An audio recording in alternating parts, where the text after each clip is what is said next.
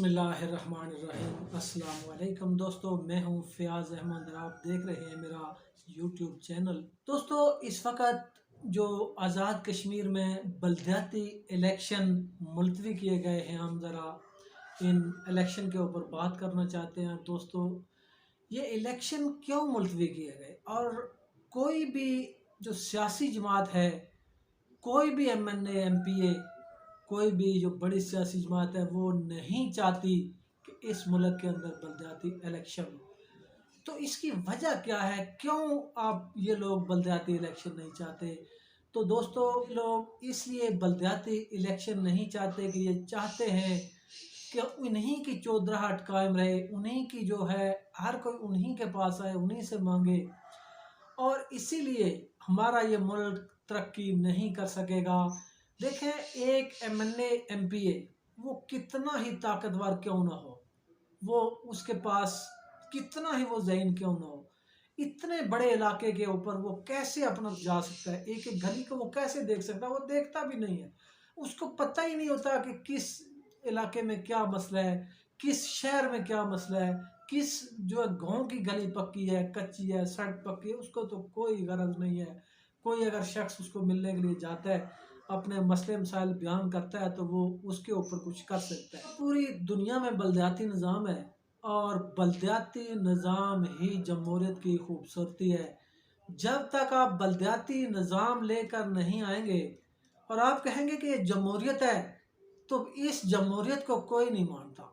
दोस्तों, ये एक डिक्टेटरशिप की एक मिसाल है। ये डिक्टेटरशिप है, जमहूरियत नहीं है। जमहूरियत उसको कहते हैं जहाँ पे जो आपके जो अख्तियारात हैं वो निचली लेवल पर मुंतकिल किए जाएं, और जब आपके गली और मोहल्ले का एक शख्स वो बलदियाती नुमाइंदा होगा तो उसको पता होगा कि मेरे इलाके की ये सड़क कच्ची है, ये गली कच्ची है, फलां शख्स का ये मसला है। ये जो लोग ऊपर बैठे होते हैं, हज़ारों एकड़ ज़मीन और हज़ारों लोगों के ऊपर ये एमएनए होते हैं, इनको पता ही नहीं होता हमारे इलाके के मसाइल क्या हैं, और नतीजा ये होता है कि इलाका मसाइल का गढ़ बनता जाता है। और जब ये 5 साल के बाद वोट मांगने आते हैं तो फिर लोग इनके पीछे लगते हैं और नतीजे के तौर पर ये आते हैं, फिर दूसरा बन जाता है। 5 साल के बाद वो आता है, दूसरा बन जाता है। लेकिन ये जमहूरियत के अंदर बलदियाती सिस्टम को नहीं लाना चाहते। दोस्तों, मैं आपको बताऊं कि जब तक इस मुल्क के अंदर बलदियाती सिस्टम नहीं होगा, आप कैसे कह सकते हैं कि इस मुल्क में जमहूरियत है?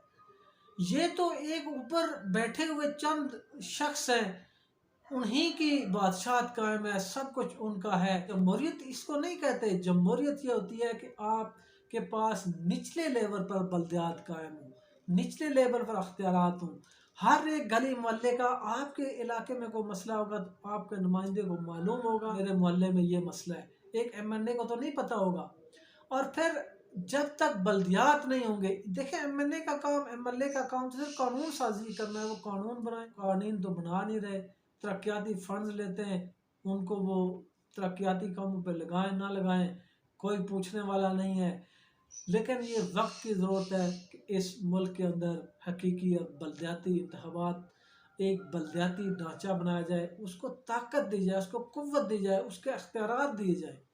अगर आप बगैर इख्तियारात के कोई बलदियाती निज़ाम लगाएंगे तो उसका भी कोई फ़ायदा नहीं है। जैसे ज़िला नाज़म था, इसको वज़ीर आला ने अपने अंडर कर लिया था।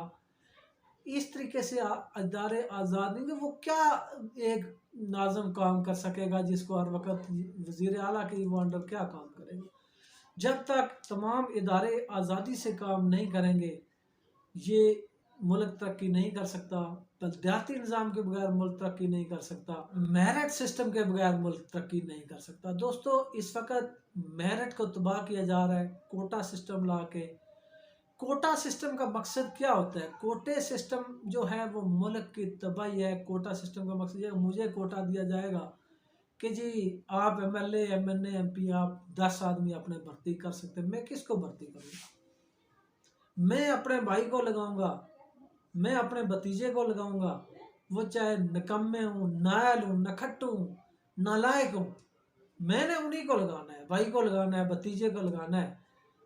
और फिर ऐसी सूरत में आप बताएं इदारे क्या तरक्की करेंगे? जब एक मुल्क का इंजीनियर आप सिफारशी भर्ती करेंगे, सिफारशी इंजीनियर होगा, तो वो जो बिल्डिंग बनाएगा वो धड़ाम से ज़मीन पर नहीं आएगी क्या? हमारे हर महकमे का यही हाल है।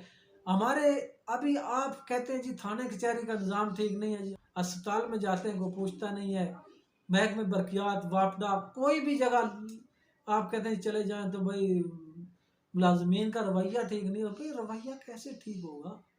आप मेरिट पे बंदा भर्ती नहीं कर रहे, आप कारकुन भर्ती कर रहे हैं। नून लीग आएगी, अब वो अपने 100 बंदा कारकुन लेके आएगी। पीटीआई आएगी, वो अपना कारकुन 100 लेके आएगी। तीसरा आएगा वो अपना। आपने कारकुन भर्ती किए पुलिस के अंदर, अस्पतालों के अंदर, वापडा के अंदर, और इस मेरिट के सिस्टम को तबाह कर दिया, बर्बाद कर दिया। अगर आपने एक ज़हीन बंदे को रखा होता, आप मैं कोटा आप रखें, लेकिन जब आपने कोई बंदा रखना हो तो आप मेरिट भी तो देखें। ज़हीन बंदे आप जब तक मेरिट नहीं लेके आएंगे, आपको हर जगह मार पड़ेगी। एक अनपढ़ शख्स, एक ऐसा शख्स जिसकी वो एहलियत ही नहीं है, ज़ाहिर है एहलियत हो ना हो, मैंने तो अपने बंदों को एडजस्ट करना होता है, पार्टियों ने अपने बंदे को एडजस्ट करना होता है।